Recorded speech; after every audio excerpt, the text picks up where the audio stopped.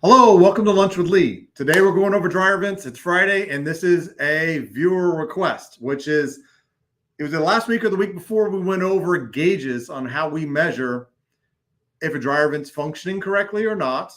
And after we clean it, reroute it, repair it, how do we know if it's gotten better, worse, which does happen sometimes, but with the gauges, you can actually tell. And how do you know if everything's good and it's working great?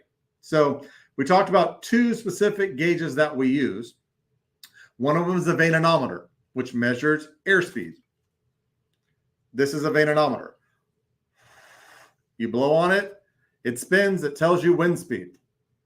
So when we put this on the back of the dryer, we can tell if the fan on the dryer is working correctly.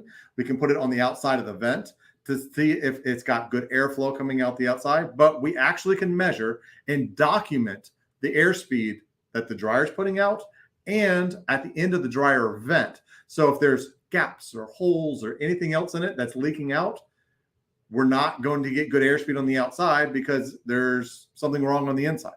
That's how we tell. We don't guess. We don't look at it. After we do a cleaning of a dryer vent, you see airspeed go up. So we can actually tell how much good we did.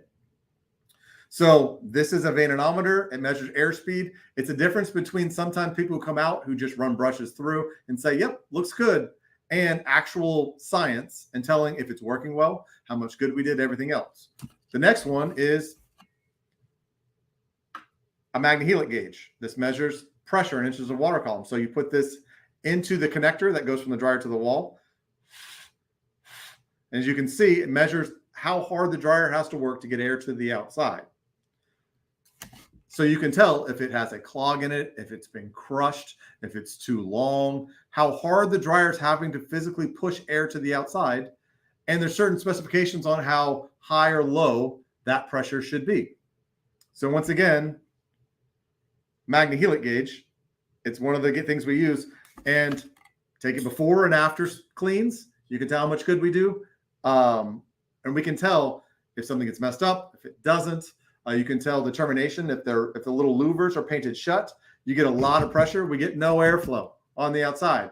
And after we're done, or once we've put in a new vent for you, we can figure out what normal is, what good is, so that when we come back again a year later, which is standard maintenance, we can actually run the same gauges and the same tests and tell how well it's working compared to when we left it last.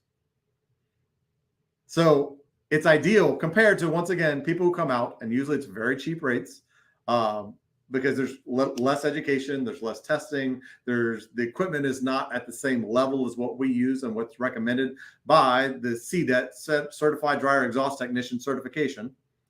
But then we can actually tell. It's not a guess. And we have customers that actually know their numbers. So they're interested when we come back out to see what was the numbers this time. Did it get worse? Did it get better? You know, and it's an actual science. It's not just I swept it. And we've had a customer just recently on my neighborhood Facebook page that asked how much to clean a dryer vent. And everybody goes, oh, the best deal is it's $50, $100. And the answer is, but though, when you get that done, is it doing you any good? Or did you just pay $50 to $60 for something that's absolutely unnecessary? But with these gauges, we can actually determine where we're at. If we did any good, is it necessary?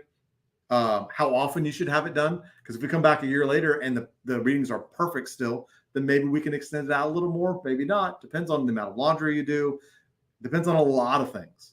So actual gauges, it matters. And when you have dryer vent companies come out, ask to see the numbers. If they don't know what these gauges are, then you should sort of question the training they have. There's a lot of companies that come out that put blowers on it, that run spinning brushes, which is good. It's better than some, but how do they know if it's working well or not at the end of it? How do they know they've made any good or not? And the answer is, without actual science and numbers, you can't. So that's it for today. I really appreciate it. Please share it, like it, and let us know if you would like to cover any topics dryer vent wise. I really appreciate it. Thanks.